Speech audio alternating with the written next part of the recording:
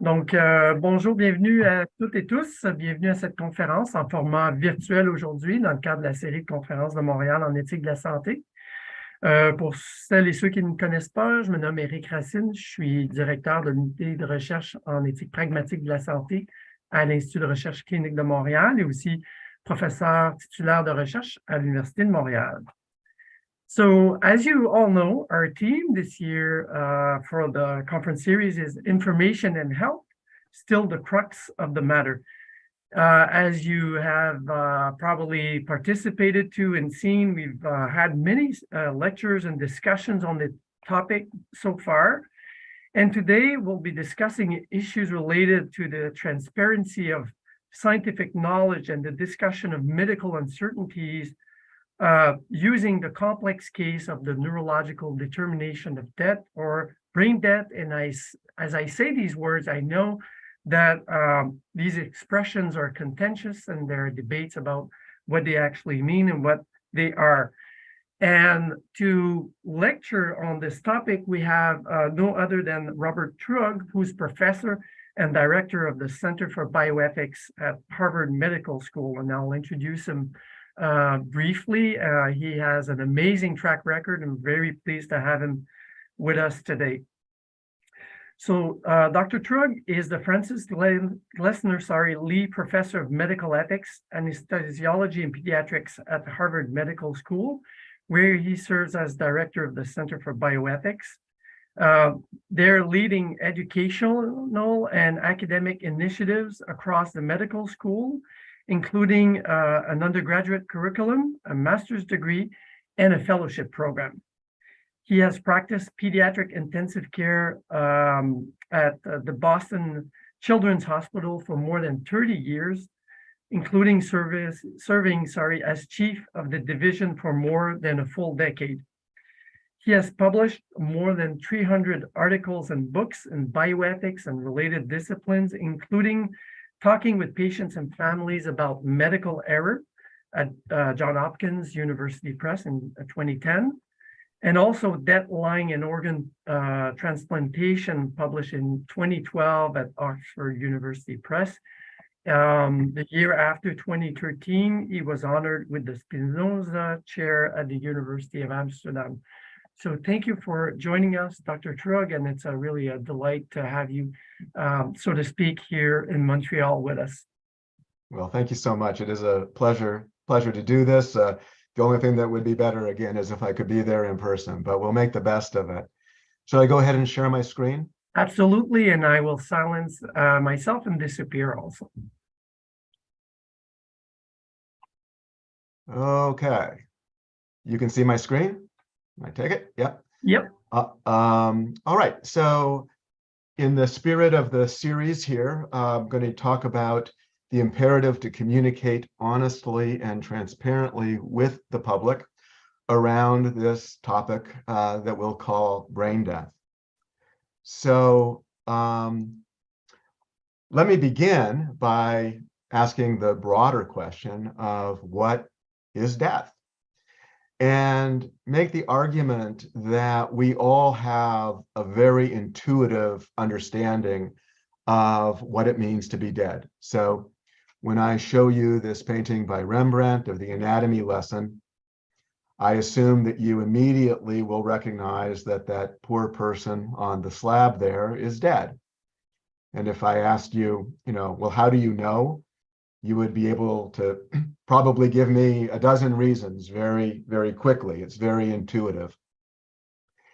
And it extends not just to people, but across the biological spectrum. So here's this painting by Monet. And again, you look at that, you immediately know that the animal there is dead. But what about this person here? This is Jahi McMath. We'll be talking more about her in a few minutes. But if I asked you, looking at the picture, can you tell, is she alive or dead? It's not obvious. I can tell you that she is dead by virtue of two things. She's never going to wake up. She's irreversibly unconscious, and she's never going to breathe on her own. And in today's world, that's what makes her dead. But how about this person? This is Nancy Cruzon, who was the subject of one of our famous Supreme Court cases. So like Jahi McMath, she's never going to wake up. But unlike Jahi McMath, she can breathe on her own. And so we say that she's in a permanent vegetative state, and we consider that to be alive. Or you could kind of flip it around.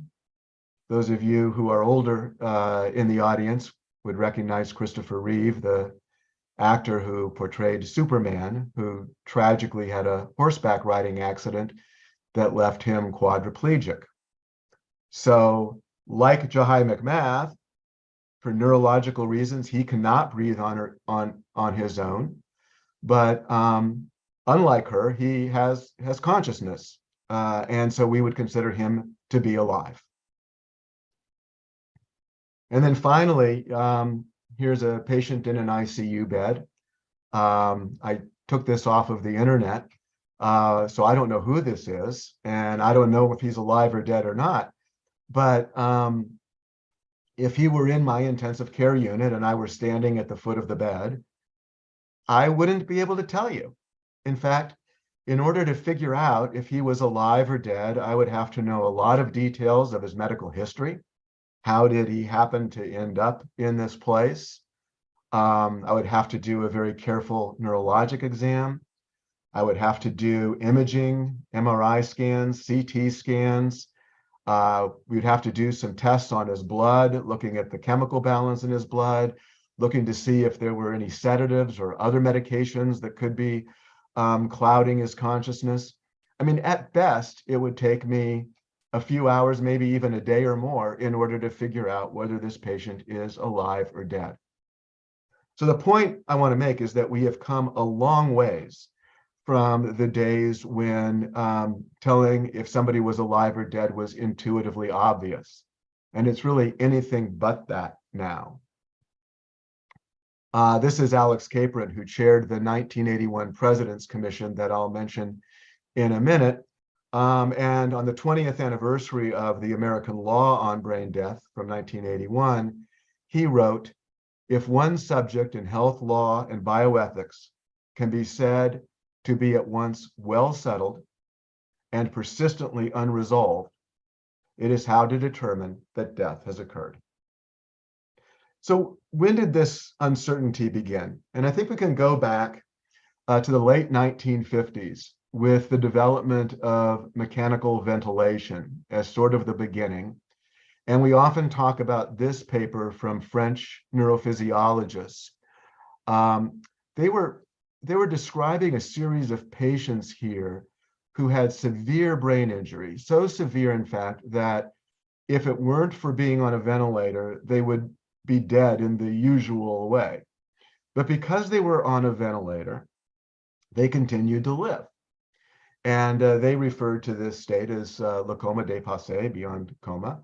And they were starting this discussion about, maybe there's something related to this severe degree of brain injury that could lead us to believe that these patients are actually dead. So this remained sort of a theoretical conversation for almost a decade, leading up to 1967, the end of 1967, when Dr. Christian Bernard performed the first heart transplant in Cape Town. And when he met the press after the operation, one of the reporters asked him, Dr. Bernard, when you took the heart out of the donor to give to the recipient, did you kill the donor? Was that killing the donor? And Christian Bernard didn't know what to say. Fortunately, his brother was there, who was more comfortable talking to the media, and said something, but it wasn't completely convincing. And so Dr. Henry Beecher, who was an anesthesiologist at Harvard Medical School, immediately recognized that this was a critically important problem. And so within weeks, he went to the dean at Harvard Medical School and he said, I want to chair a committee to look at this question about patients with severe brain injury. And within a matter of months, they published this paper in JAMA called A Definition of Irreversible Coma, Report of the Ad Hoc Committee of the Harvard Medical School to examine the definition of brain death. Now you notice that in the title, their aspirations were fairly modest. They were saying that they were offering a way to diagnose irreversible coma. Only in the subtitle do they allude to, well, maybe there's something more going on here, and maybe we can actually talk about this as a form of death. The conversation then continued through the 1970s, and some states adopted brain death as legal death. Others did not. So it was this awkward situation of where you could be alive in one state and dead in another. And so that's when a group that we have in the United States called the Uniform Law Commission recognized they needed to step in and propose a uniform law for determining death that would apply across the United States. And so that is how we got to the Uniform Determination of Death Act, or the UDDA, in 1981. And the law is actually very short. This is the whole thing. An individual who has sustained either irreversible cessation of circulatory and respiratory functions, or irreversible cessation of all functions of the entire brain, including the brain stem, is dead. And a determination of death must be made in accordance with accepted medical standards. And this is how we've come to have really two ways of determining death: cardiorespiratory death, the irreversible cessation of circulatory and respiratory functions, and neurological death, the irreversible cessation of all functions of the entire brain, including the brain stem. But an enduring question has been, what is the relationship of these to this intuitive idea we have about being biologically dead? What's the relationship between these three different ideas? So first, let me just reflect a little bit about what we mean when we talk about biological death. So our common sense understanding of death is biological. We would say that living entities use energy to maintain homeostatic equilibrium and function. And when this homeostasis is lost, entropy prevails and death occurs. So life and death are essentially thermodynamic concepts related to the organism's ability to use energy to maintain this integrated functioning. Okay? What is neurological death? Well, the way we determine neurological death is very different. If you look at the tests that we do, brain death is a state of permanent apneic unconsciousness. Okay, so apnea means that one cannot breathe spontaneously. So we show that this state is permanent by finding evidence of severe and irreversible injury by history, imaging, other things, and also ruling out potentially reversible causes like hypothermia, sedative drugs, etc. We show that the patient is apneic, that is, not able to breathe spontaneously, by doing the apnea test, and we show that the brain does not trigger respiratory efforts, even when exposed to high levels of carbon dioxide. And finally, we show that the patient is unconscious by showing that there's no evidence the patient is receiving information or responding to any information. You know, we provide painful stimulus, we try to speak to the patient, etc. They're not responding. And also, importantly, we check to make sure that there's a loss of brainstem reflexes. Now, this is often confusing because, for example, one of the brainstem reflexes we test for is the pupillary response. So we shine a flashlight in the eye to see if the pupil constricts. And yet, what does that have to do with consciousness? Many people live perfectly normal lives with pupils that don't constrict. So, whether putting cold water in the ear makes your eyes move, none of these things seem to have much to do with consciousness. So why are they part of our testing? And the reason has to do because of this structure in the brain called the reticular activating system, or the RAS, which is a network of neurons that is located here in the brain stem. And the RAS determines whether you are awake. So unless the RAS is functioning, you cannot be awake. And if you cannot be awake, you cannot be conscious. Now, we don't have any way of directly testing the function of the RAS, but all of those brainstem reflexes that I talked about, the battery of tests that we do, all of those nuclei are also located in this same area. And so we infer that if those nuclei are not functioning, that the RAS is probably not functioning. It's an inference. And if the RAS isn't functioning, then the patient can't be awake. And if they can't be awake, then they can't be conscious. And so this is why brainstem testing is so important when we're making the diagnosis of brain death. And we want to be very, very sure that the patient is unconscious. And also the fact that if the RAS is destroyed, the patient is irreversibly unconscious. So that's sort of how we get to this concept of brain death, which again is permanent apneic unconsciousness. Okay, so let's come back now to this kind of, I think, key question.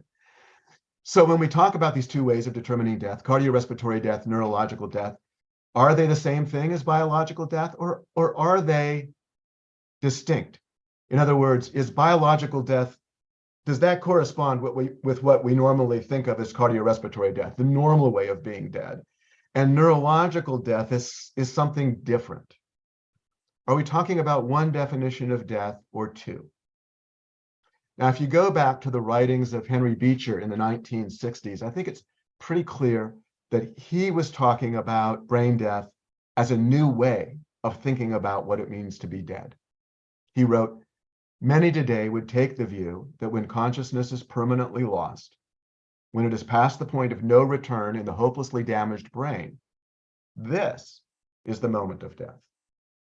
Okay? But by the time you got to 1981, the President's Commission that wrote our law took a very different view. They said, as a practical matter, alternative standards might be necessary, cardiorespiratory and neurological. But the use of two standards in a statute should not be permitted to obscure the fact that death is a unitary phenomenon.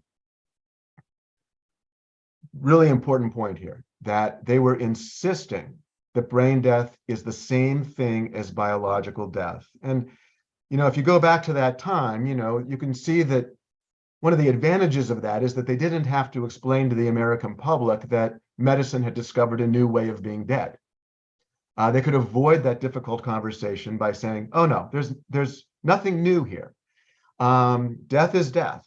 We've just come up with a different way of diagnosing it.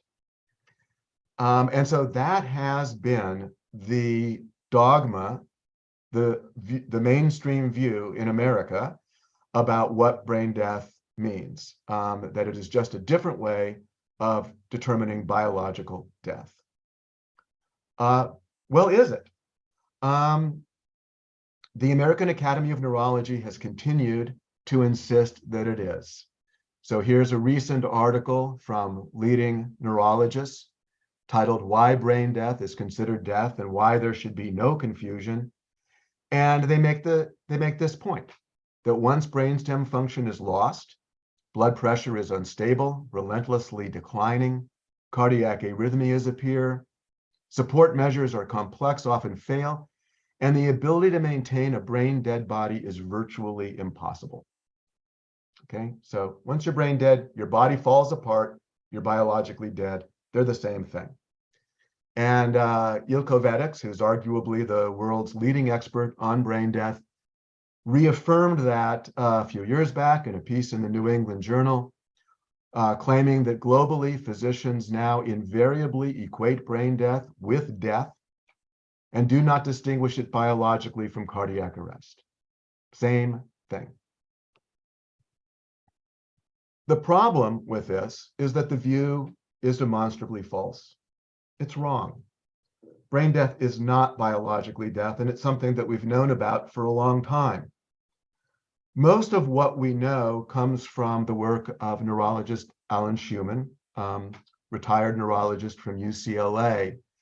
He has meticulously documented dozens of cases of prolonged biological survival after the determination of brain death. The most dramatic case that he documented was one that involved a 4-year-old boy who developed meningitis and was diagnosed as brain dead by reputable criteria. But the ventilator was not taken away, and he continued to be fed, and he was supported with that ventilator for 20 years until he had a cardiac arrest. And indeed, when they did the autopsy, they found nothing but a calcified brain. They couldn't identify any brain tissue, either grossly or microscopically. So while it's a case of one, it does make the rather dramatic point that the body does not need the brain in order to continue to have integrated biological functioning. In fact, if I could push the point a little bit more, brain dead patients can typically do everything that you and I can do, with 2 exceptions. They're irreversibly unconscious and they're never going to breathe again. But they absorb nutrition, they excrete waste, they heal wounds, they can fight infections, they grow, they can go through sexual maturation, they can deliver babies. They can do everything that you and I can do with those 2 exceptions. They're not going to wake up and they're not going to breathe on their own again. And in fact, Alan Schumann's view was confirmed in 2008 by the President's Council on Bioethics. In part, they wrote that the reason that these somatically integrative activities continue, like those that I just mentioned, Schumann rightly notes, they say, is that the brain is not the integrator of the body's many and varied functions. No single structure in the body plays the role of an indispensable integrator. Integration rather is an emergent property of the whole organism. So all of this was known, but was essentially flying under the radar, if you will, until 2013, when we had the case of Jahi McMath. And this was like many of other Schumann's case histories of a patient diagnosed as brain dead with prolonged biological survival. But this one hit social media. And so it got a lot of attention, and it made this a topic of really public debate. Briefly, the story was a 13-year-old young woman who was admitted to Oakland Children's Hospital in 2013 for complex pharyngeal surgery, essentially a complicated tonsillectomy. In the recovery room, she started to bleed, and tragically, there was a delayed response. The nurses minimized what was going on. They didn't call for help. She ended up having a cardiac arrest. She was resuscitated, but had very severe brain damage and was diagnosed as brain dead 3 days later on December 12th by multiple neurologists. Now her family was angry. There's the story is very rich. If you want to read about it in more detail, Rachel Aviv, the journalist Rachel Aviv, wrote a very nice piece in the New Yorker a few years back that provides a lot of details to the story. But the family, angry, also rejected the diagnosis. Like that gentleman I showed you earlier on, where you couldn't tell if he was dead or alive by looking at him. They were looking at their daughter and they were saying, yeah, she's appears to be in a coma right now and she needs a ventilator to breathe. But hey, there's a lot of people in this ICU that look like that. Why do you think my daughter is dead? And we'll get more to that in a moment. But at any rate, they got a lawyer, and it does turn out that there's one state, New Jersey, which allows exemptions to the diagnosis of brain death. And so she was transferred to New Jersey, where she remained biologically alive for almost 5 years. She wasn't in the hospital most of that time. Most of that was at home. She had a few hospitalizations. She had a ventilator to breathe for her. She was fed through a tube in her stomach, and she received some supplemental hormones. During that time, she continued to grow and develop. She went through puberty. She began having menses. And after almost 5 years, she developed liver failure. Her family declined further interventions, and she had a cardiac arrest in June of 2018. But to this day, she continues to have 2 valid death certificates. Her death certificate in California says that she died in December of 2013 with the diagnosis of brain death. Her death certificate in New Jersey says she died in June of 2018 when she had a cardiac arrest. Now, when you hear about this case, a lot of people say, well, crazy things sometimes happen. And maybe this is just a one-off sort of case. And so I think it's reasonable to ask, why aren't there more cases like Jahi McMath if this is really a problem? But I think there's good reasons why they're not. The diagnosis of brain death is almost always a self-fulfilling prophecy, quickly followed either by organ donation or ventilator withdrawal. Right? So when I make that diagnosis, I go into the family, I explain that we have filled out the death certificate, and we hope that the family will agree to donate organs, or in older patients that they've expressed a desire to donate organs and maybe checked the box on their driver's license, etc. But if that's not going to happen, we remove the ventilator, and we don't ask for permission because this is a patient who is legally dead.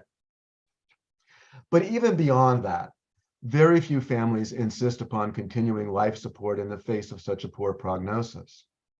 When I go in to talk to families, I will usually start off by saying, that tragically your child is never going to wake up. And before I can say anything else, that's often all the family really wants to hear. It's like, well, if they're never going to wake up, then obviously we're not going to continue the ventilator. And oh, if we could donate the organs, well, that would be wonderful if we could help save the lives of other children. I don't even get to the point about they're dead, we filled out the death certificate, etc. It's the prognosis that carries the moral and ethical weight for them. But even for those who disagree, like the McMath family did, they are typically overridden very quickly, since brain death is recognized as legal death in every state. But the point is that in those rare cases where life support is continued, prolonged biological survival is possible. So just to summarize up to this, is brain death biological death? The answer is no. So why does the American Academy of Neurology and the American Academy of Pediatrics continue to insist that it is biological death? And I think a lot of it, there's many reasons, I'm sure, but a lot of it has to do with this so-called dead donor rule, which isn't actually a rule or a law that's written down anywhere, but it's this underlying ethical premise behind organ procurement and transplantation, that vital organs for transplantation may only be procured from patients who are dead, or put another way, that physicians may not cause death when procuring vital organs for transplantation. And so, the obvious concern here is that if we say that brain dead patients are not biologically dead, then we have undermined the very premise of organ procurement, which is the dead donor rule. And you can understand there's pretty powerful reasons for not wanting to do that. So if organ donors are not biologically dead, and if the dead donor rule requires donors to be dead, then what are our options? And so the first could be that we could stop procuring organs from brain dead donors. And indeed, there's a number of people who have said that's exactly what we should do.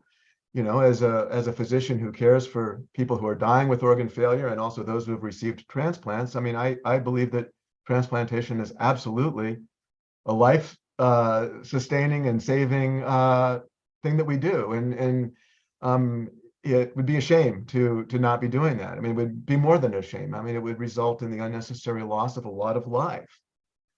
And so, well, one thing we could do would be to question the dead donor rule itself. And indeed, I wrote a book with the philosopher Frank Miller, and this is what we proposed. The general idea being that the most important thing is not whether removing those vital organs actually causes the death of the patient. Yes, it does. But think about the context. This is somebody who is irreversibly unconscious, is never going to wake up, is never going to breathe, and who either personally or through their family has expressed a desire to donate organs. That, maybe the greater ethical harm here is to not respect that wish in these cases, when you know that you could save the lives of many other people by doing so. And so we sort of say that the dead donor rule should not be determinative in these cases. The problem is that there's many people who believe that it is determinative, and I've spoken with many transplant surgeons who have said, if you convinced me that I'm killing the patient when I remove those organs to transplant, then I can't do it anymore. So that's been problematic in itself. So unfortunately, I think the default has been to ignore the problem and to continue to insist that brain death is biological death. And again, in the spirit of your series, I think that this has some real problems in terms of how we communicate with the public.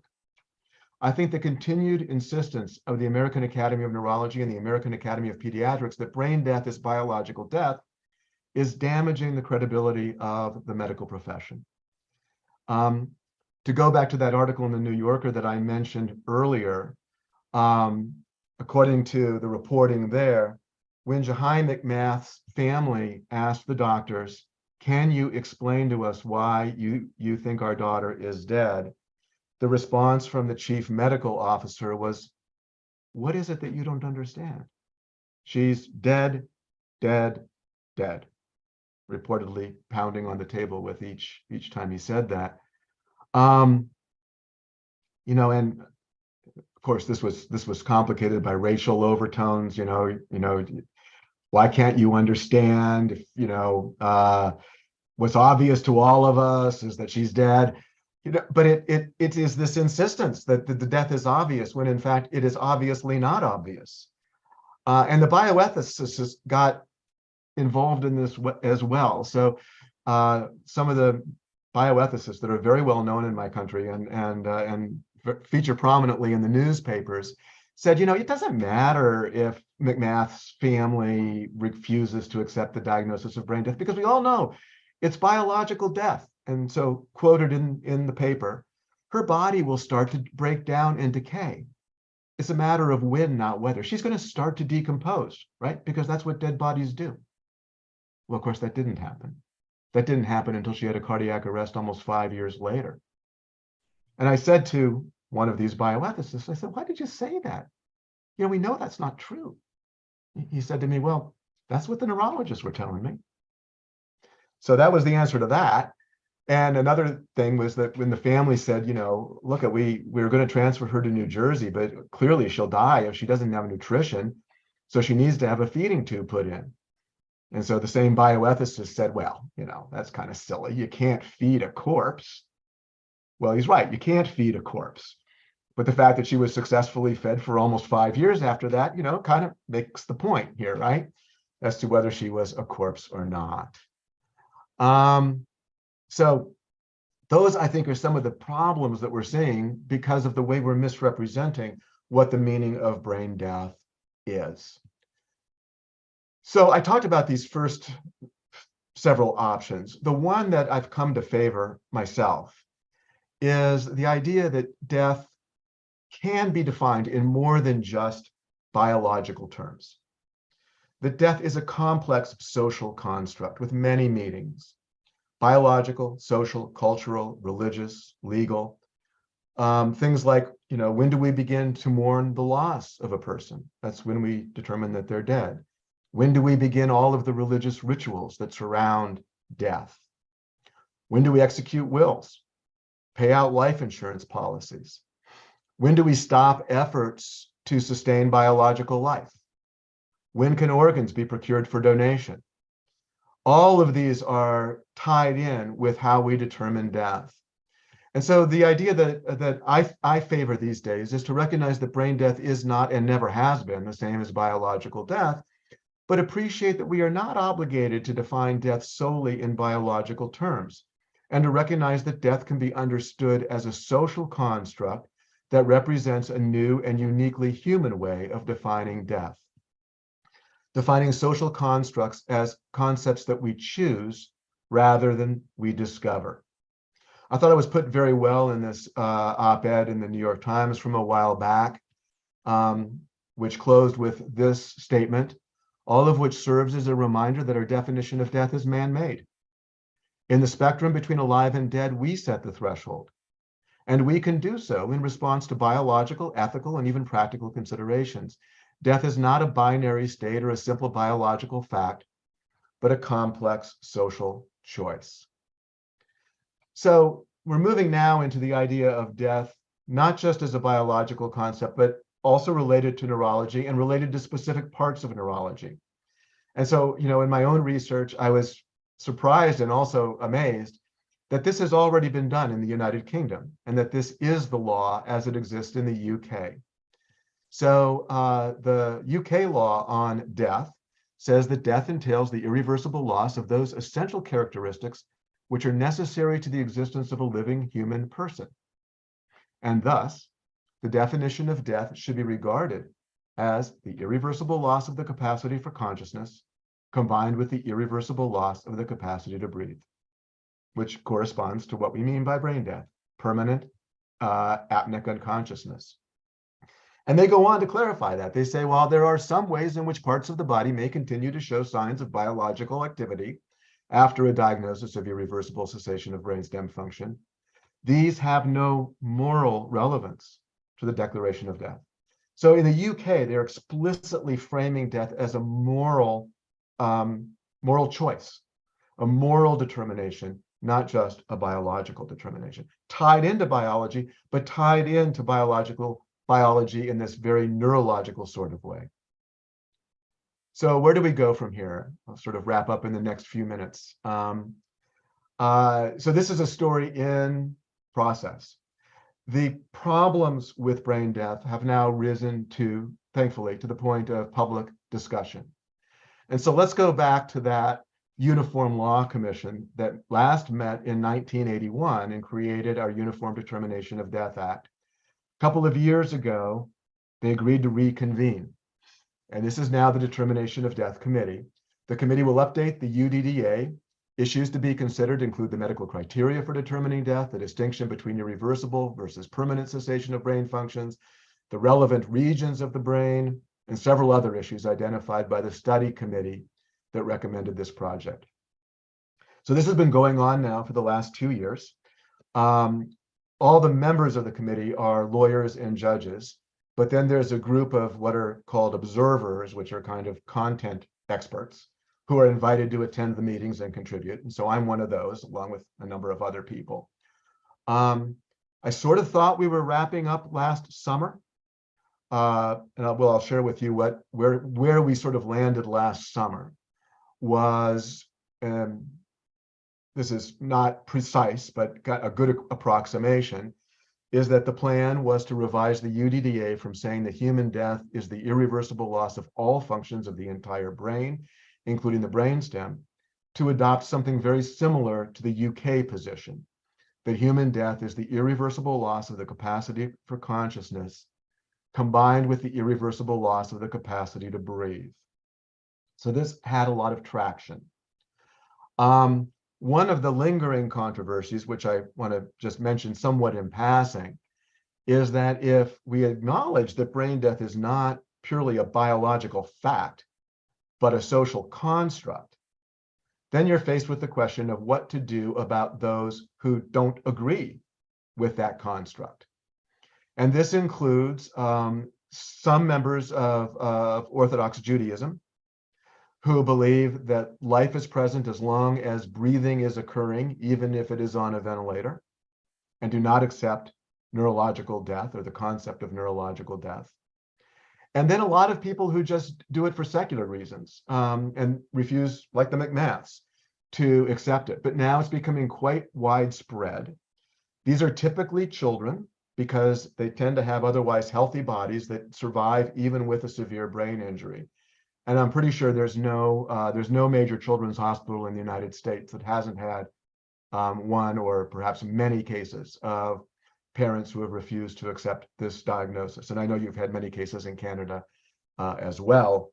And the question is, should they be permitted to opt out? should they be able to say, no, we don't accept it, so you can't diagnose brain death in my loved one? And I'll say just quickly here, this gets into maybe more of the weeds than we need to, but the concern is, well, if patients can opt out, then what's going to happen?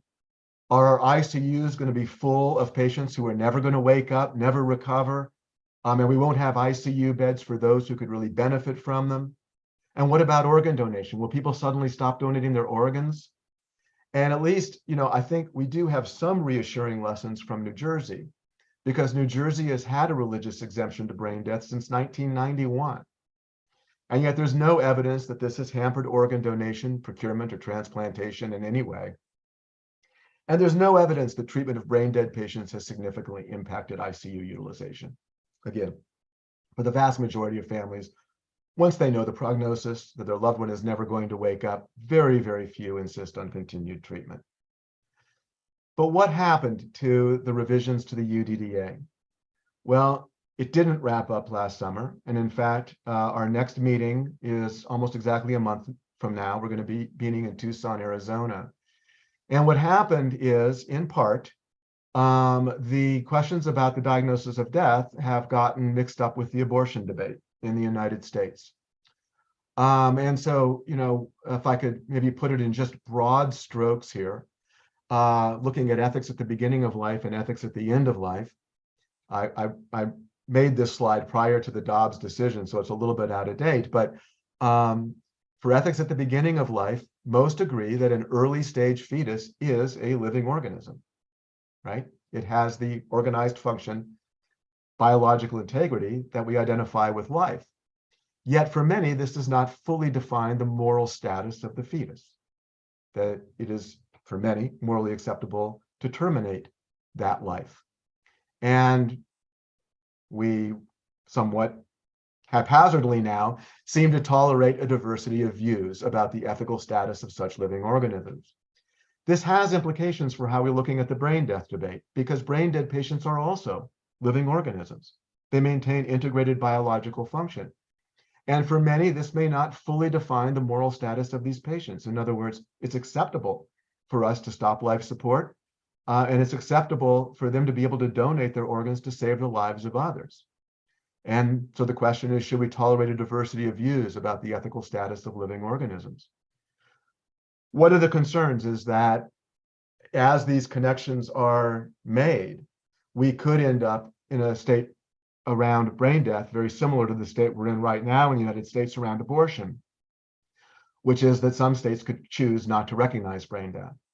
And some could, and we'd be back to the 1970s where you could be alive in one state, dead in another, and all of the confusion that would create.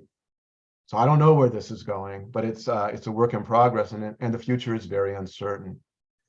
So my conclusions in just stopping here is that I think there is something of a crisis of truth in our society. I mean, across the board, certainly in the United States, hopefully less so in Canada. Instead of following the facts, our leaders follow agendas and ideologies, and then create the facts that support those. I think that the American Academy of Neurology and the American Academy of Pediatrics have been a problem, in that I think they've continued to insist that brain death is biological death. I don't fault their intentions or concerns. They have well-intentioned concerns that this belief is necessary in order to support organ donation and the wise use of resources. They worry, as I do, despite the reassurance from New Jersey, that to give up this view could have some consequences that would not be good. But I do think that maintaining the public trust is a high priority. The public needs to trust that medical professionals are committed to the truth.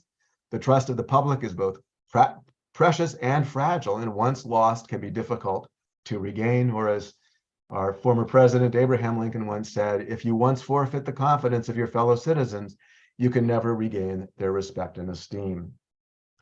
So I'll close there, just again to say, death isn't what we used to think it was. It's become much more complicated, and I think much more wrapped up in politics, honesty, truth, public trust, etc. So I'm going to stop there, and hope you found it interesting, if not provocative, and believe me, I have a thick skin. So for those of you who would like to strongly disagree with me, please feel free to do so.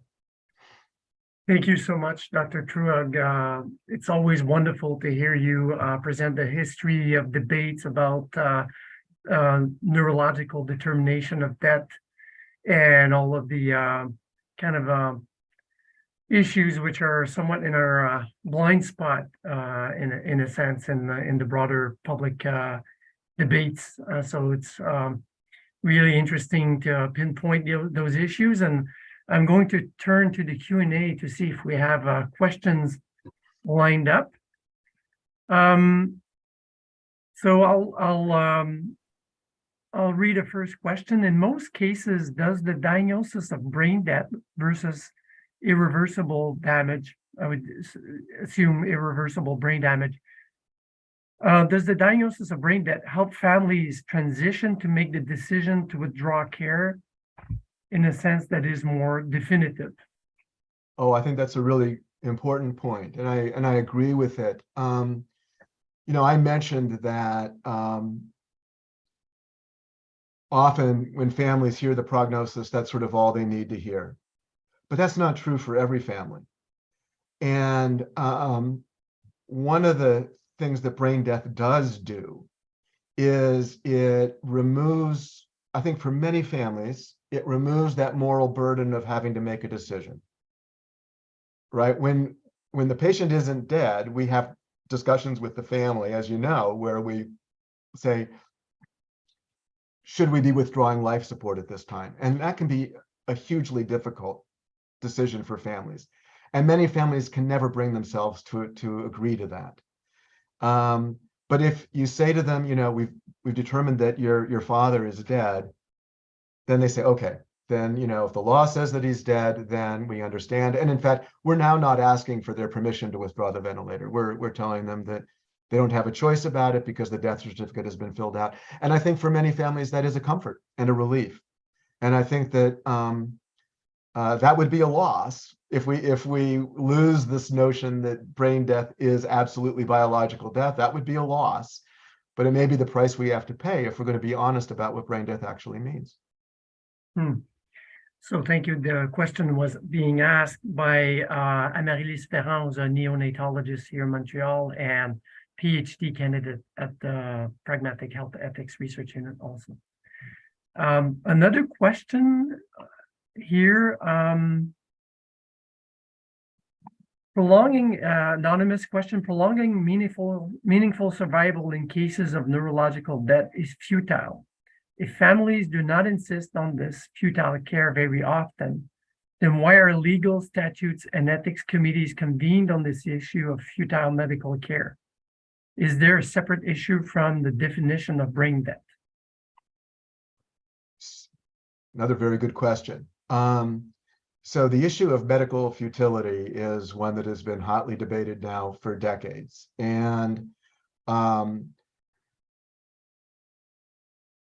many hospitals have policies which permit clinicians to unilaterally withdraw life-sustaining treatment if it is determined that that treatment is futile.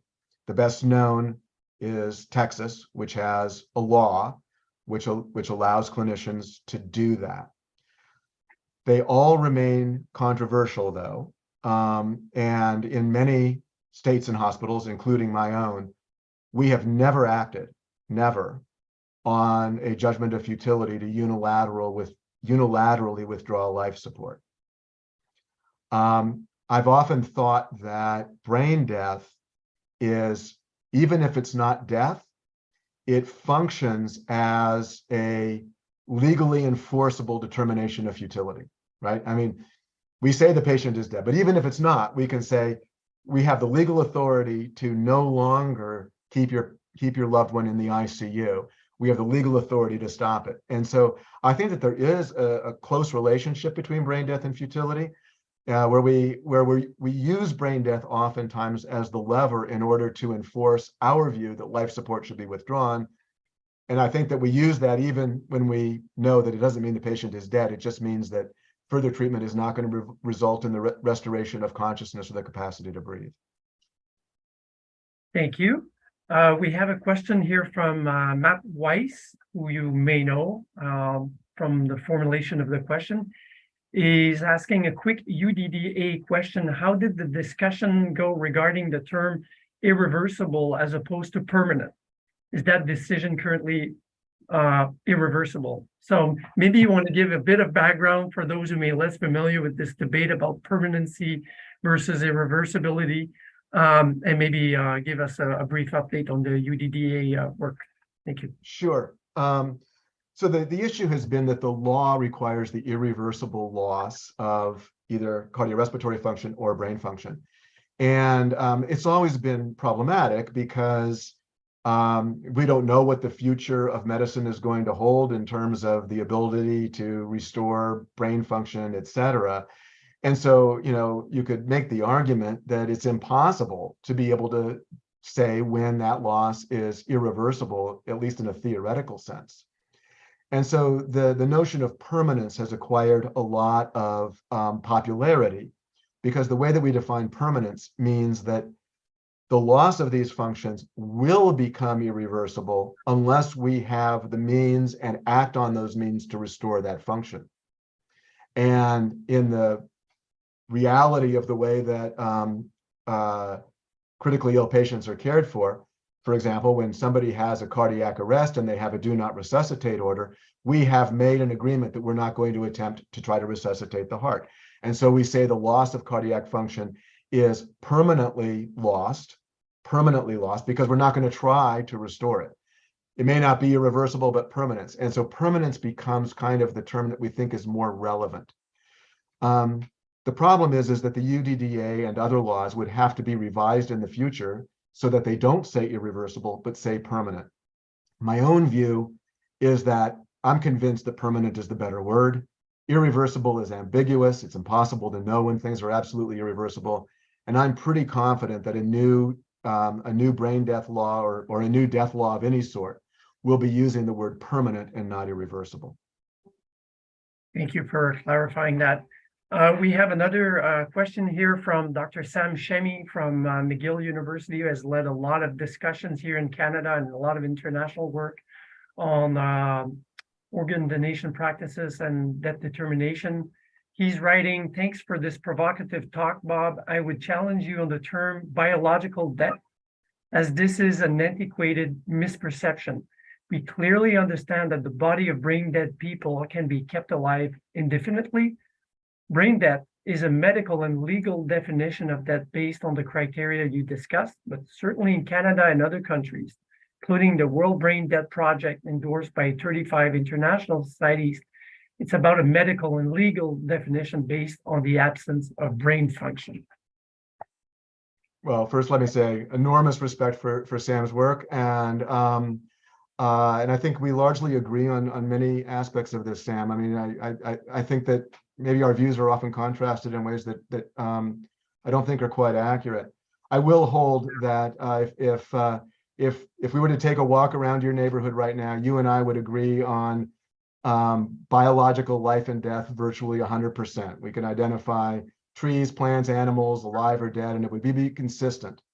And I don't think that brain death is biological death, and I do think there is such a thing as biological death, and that's not it.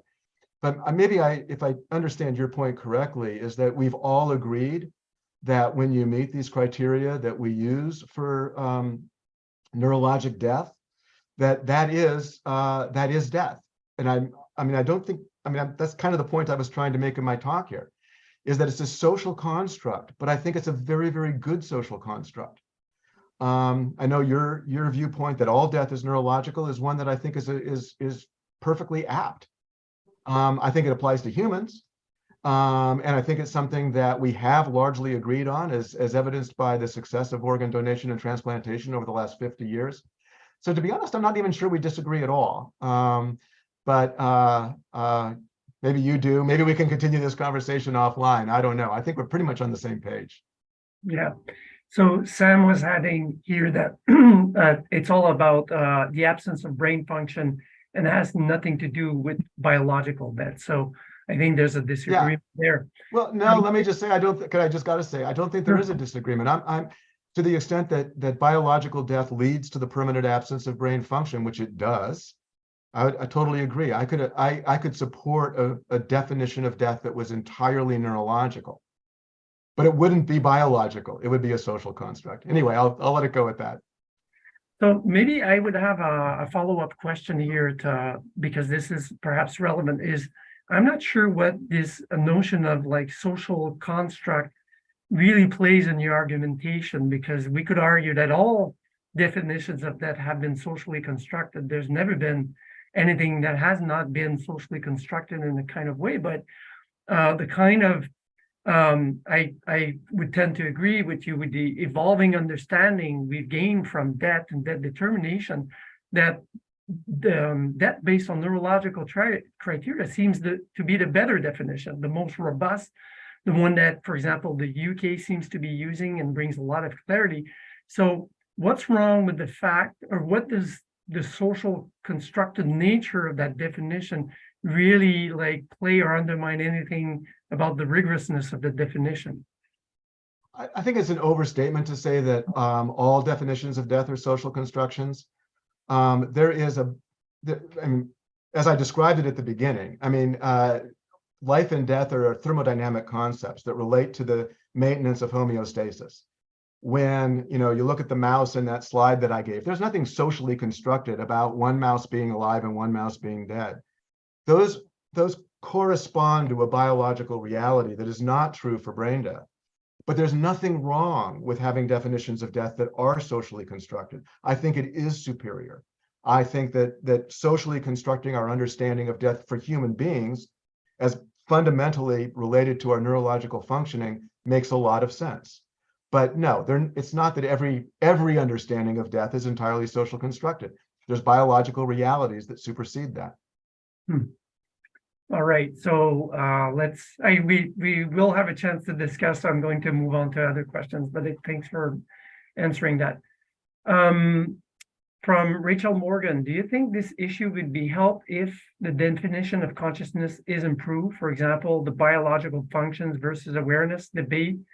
Does this make it unhelpfully more complicated?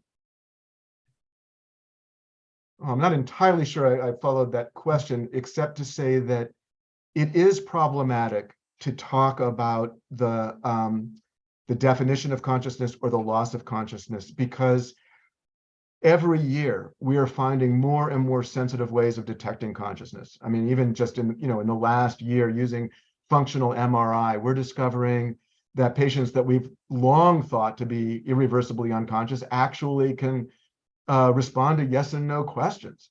So consciousness is an elusive concept. And unfortunately, how we think about our laws and such kind of regarded as a binary, present or not. But it is more complicated than that. And I think that that's something that does complicate the entire debate. Thank you.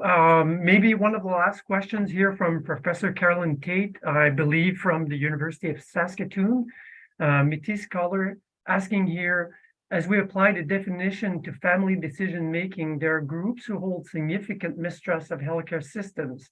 Have you found this to be an issue? In Indigenous populations, this is true, and a reason why they may attach a brain death diagnosis to an overzealous healthcare system to have access to their loved one's organs, for example. Also, abortion is different because of the autonomy of women over decisions about their bodies. Is this not a significant consideration? That's kind of a separate question or consideration, but maybe about this issue of mistrust. Yeah, well, of course, the issue of mistrust is a huge one, and I think it was the dominant factor in the Jahi McMath case. McMath's mother at one point was cited as saying that she never would have fought this if she had been treated with respect. It's also a reason why I think opt-outs are not a bad idea, because for those who do have a deep mistrust, I think we can say that's fine. We don't have to make the determination of death in this case. I think the cases will be relatively small, and I think the willingness to accept opt-outs in some sense is an acknowledgement of respect for these individuals. And I don't think it's going to have any significant impact upon ICU utilization or organ transplantation. So in my mind, it's a small price to pay in order to show some respect for those who, for good reasons, really, may have a very deep mistrust of the medical system. Okay. So we're out of time. There were many questions, many positive comments. Also, people enjoyed the talk today, enjoyed the discussion. Thank you, colleagues, also who joined to bring in questions and other perspectives. Dr. Truog, thank you so much for your lecture with us. And this is certainly going to help us nurture this discussion about trust, communication, and health information. Thank you so much. Thanks for the opportunity. It's really terrific. I appreciate it.